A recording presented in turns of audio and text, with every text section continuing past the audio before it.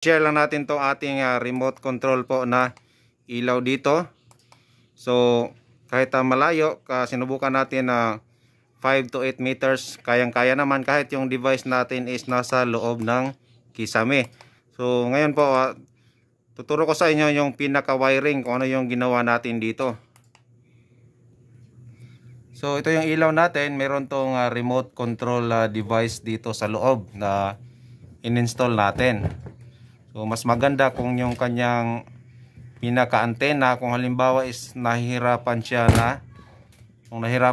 mag-detect, may antena naman yan, pwedeng yung ilabas o iusli yung wire ng konti para at least mas ma-detect siya ng inyong remote. Pero kung okay lang naman yung detection, gaya nitong sa amin, manipis lang naman tong kisame, pwede na rin po. So ginawa natin dyan, yung remote control device lang yung ating kinonect, input at output lang naman po ito. So ito siya. Ito nga pala yung sabi ko sa inyo na antena. So kung nahirapan kayong umabot yung signal, so pwede nyo ilagay dito sa gilid, pauslin nyo ng konti or magbutas kayo dyan ng konti. Depende po, basta malinis lang siya tingnan. So ito yung pinaka mismong device natin. So madali lang naman siya kasi naka-input lang siya at saka output. So yan po yung connection natin.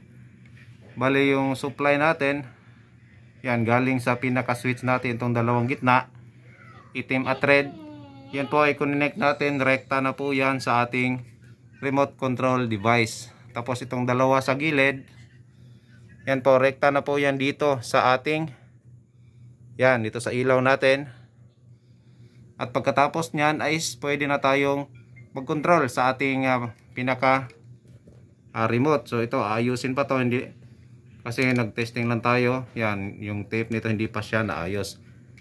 So ito yung dating supply ng ilaw natin. So pinalitan natin o dinagdagan natin ng device. So input lang tayo dito, 220 volts yan sa gitna, tapos ng dalawang gilid output. Tapos pag na-testing na natin yan, ito yung magiging may baterya din pala to.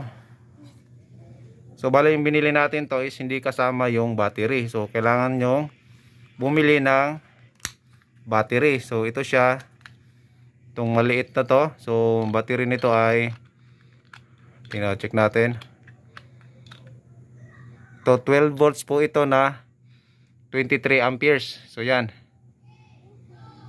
12 volts 23 amperes na maliit na baterya. Ito yung sa remote nya. So hindi to kasama kapag bibili kayo nitong remote control device. So pwede nating mag on and off na yan. So automatic na po yan, on off, yan.